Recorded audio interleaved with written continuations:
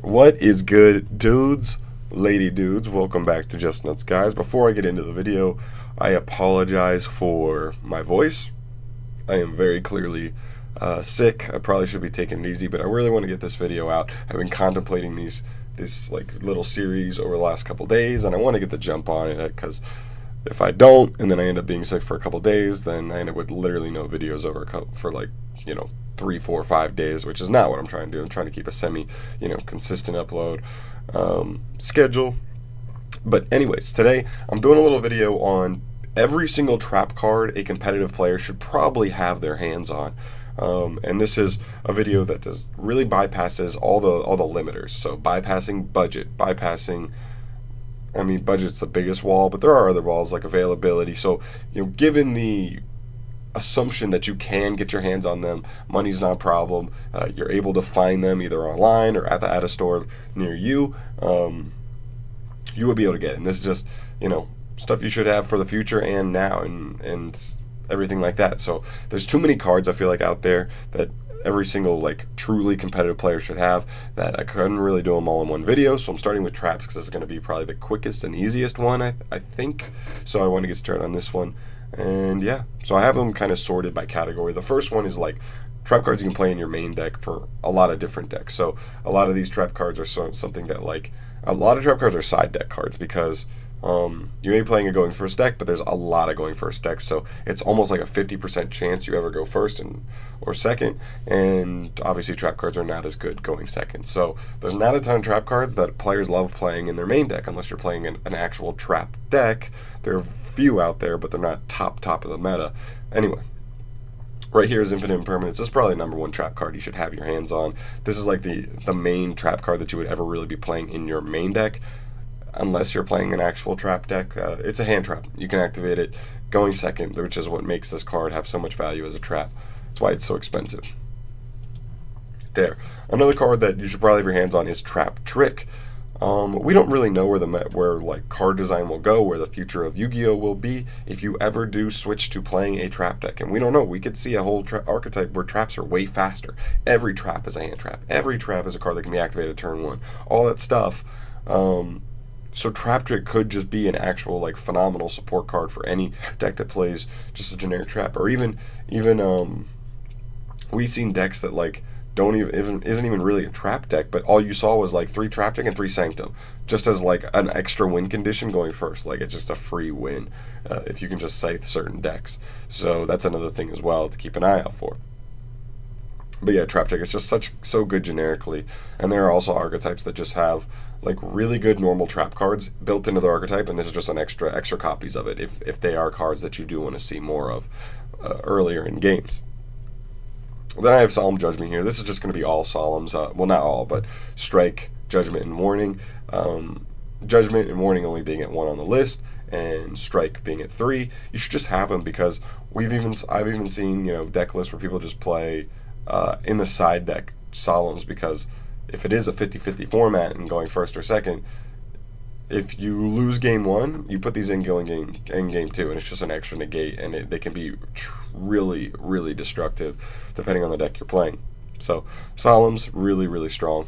They're just too strong. I don't know if they'll ever be bad. I don't think they're amazing right now, but they're solid. Can't really complain.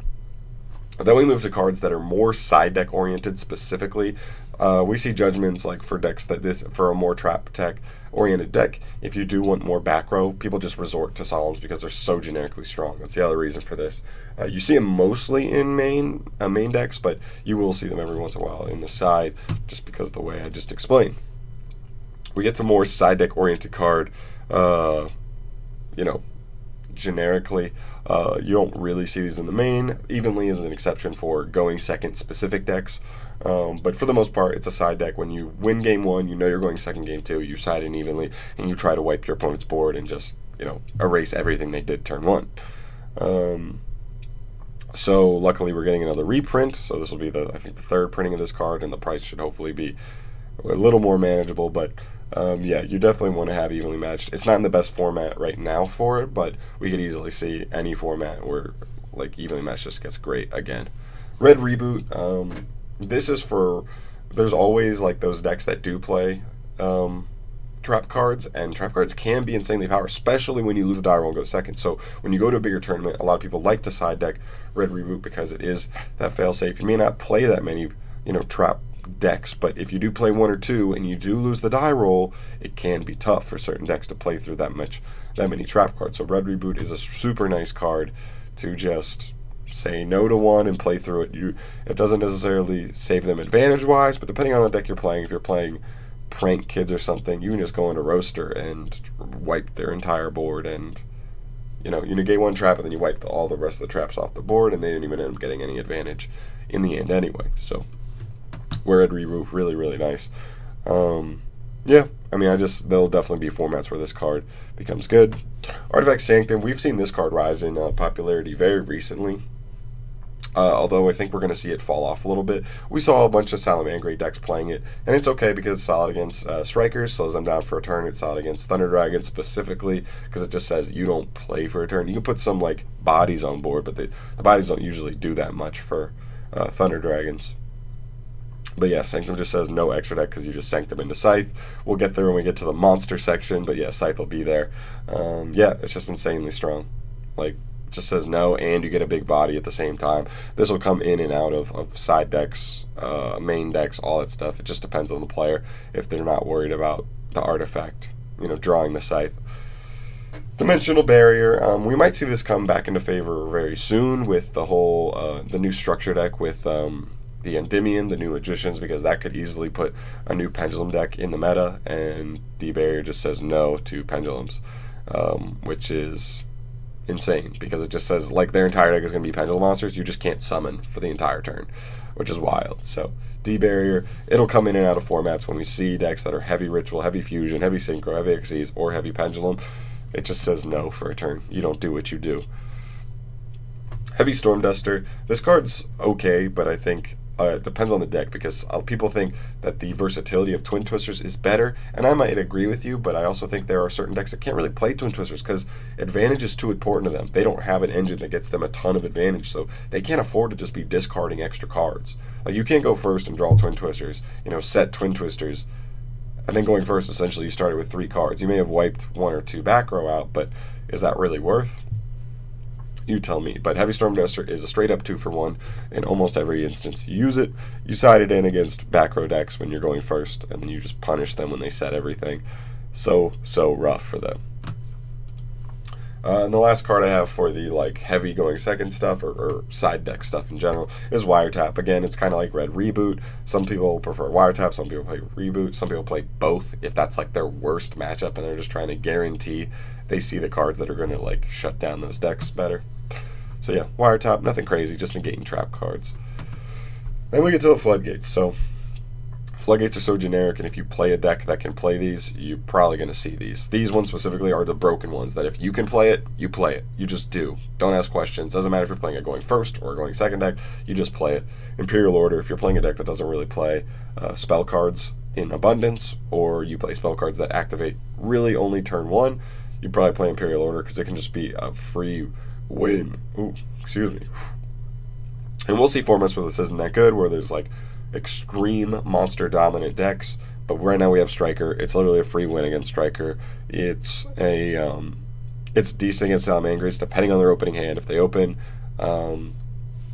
they do play 10 plus spells. If they do see 2 or 3 in their hand, that's just 2 or 3 dead cards, and you may be able to win just off of those being complete blanks.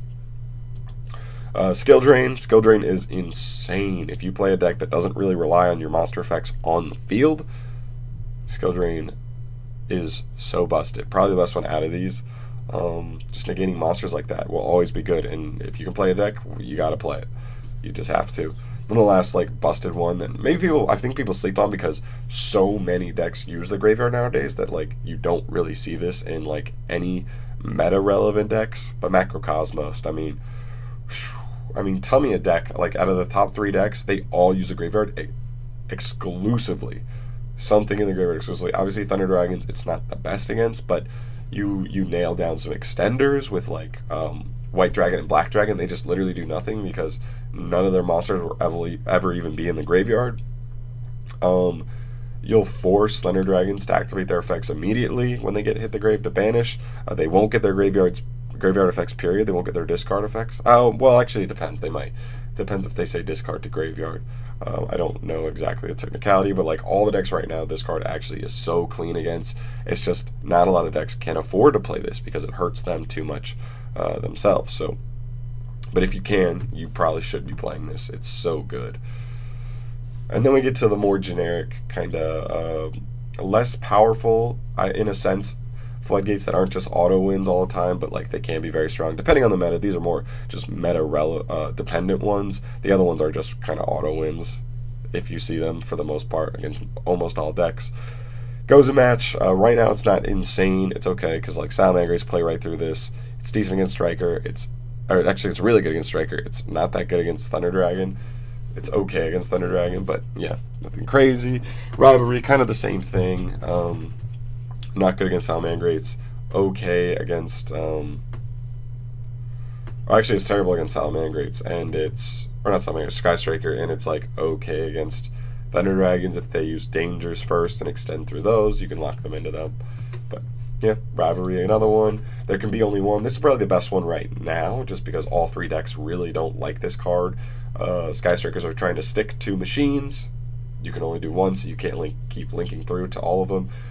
Salamangreats really hurt Salamangreats the most, and that's one of the most represented, if not the most represented. And Thunder Dragon's okay, especially if they lead with, well, not lead, but it locks them into one Colossus. They can make a one Colossus board, but that's about it. And also, if they make like a dragon, they can't link into a Saryuja because they can't use it as material for that same summon. Summon Limit, another really powerful one. This one's a little more side deck specific. I think not a lot of decks are maining this because it's kind of ballsy. If you go second, this card's not that good because your opponent's going to set up their situation already, and then you use this. So, not that great going second, but going first as a side deck card, really insane. All three decks that I'm talking about, meta-wise, summon more than 2 times on average every single turn. And a lot of rogue decks do as well. Any combo deck just like loses to this card straight up. So definitely I would get my hands on this. We do have a reprint confirmed, I believe, for, was that the new, what is it? The classic set, can't even remember. Anyway, it's not important when, but we do have a reprint confirmed, I believe. Mistake is a really nice card as well. You don't really see this get played because everybody, if you're not playing an engine, a deck that adds card, like searches, through its engine, you play draw power. But it depends. If you do have a deck that like gets you to what you need to do without searching, maybe you have a deck like Witchcrafts where you do like special summoning from deck and stuff. You can play this, and every other deck is searching. Like Salamangreats be searching, Striker search a ton. Thunder Dragons do a decent amount of searching as well. It's just so good. Like every deck nowadays, if it wants to be a viable deck, it needs to be able to search. Whoops, that's my alarm. Apologies. So yeah, Mistake on here as well.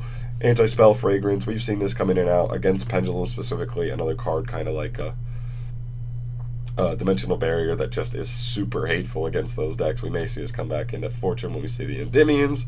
And then the last card here is probably the spiciest one, but I actually think it's like low-key. People sleep on this, but there will be formats where this card is nuts. Unending Nightmare. It just lets you destroy face-up spell or trap on the field once per turn, and it's a trap, so it's like a quick effect. You just pay 1,000 life points every time, and depending on the kind of deck, if you're playing like a Floodgate deck, this card just wins you the game because your opponent's just minusing 1 every turn, and this card just stays up for you. It's a continuous, so you just every turn, plop, plop, plop, plop, plop, on you and your opponent's turn. So I think there will be formats, or I think there will be matchups. You play a deck that has a specifically bad matchup against something that plays a ton of floodgates. You're playing like True Draco. This card's really nice to just erase their stuff. Get rid of their True Draco spells and traps. Maybe they get to like pop something with it, but at least you're not letting them do it on their leisure. You're the one deciding when it goes. So yeah, those are all the cards, I think. Yep. That's all the cards I have here for trap cards you probably should have. Let me know if there's anything specifically obvious that I missed. I don't think so. I literally went through the list of literally like every single trap card in existence. Keep in mind that there may be ones that are really powerful and maybe there's an argument to have them, but they may not be generic enough. I mean, they may be too specific to the kind of decks they would need to be played in, but I think these ones all have the it factor for me, and this is all opinion, but let me know what you think. Let me know if you want to keep it up with the spells, monsters, extra deck monsters, all that stuff. Because I think this is really interesting. Like, because when I was getting back into the game a year ago, I really wished I had like a guide to let me know, because money wasn't necessarily like the biggest factor in whether or not I do this, because I was like super into it. If I had known like a perfect list, I might have just done that and just picked up everything all at once and just been ready to go, or something you can work towards making sure you finally have like the finalized collection of all the cards you should need competitively, that kind of thing. But just something a little different, something I haven't really seen before online on YouTube or anything. So let me know what you think, and I'll see you in the next one. Sorry again about the voice and being sick. I'm going to blow my nose so hard in like 30 seconds. But thanks for watching. If you haven't, subscribe to the channel for more stuff from me in the future. And yeah, peace on out.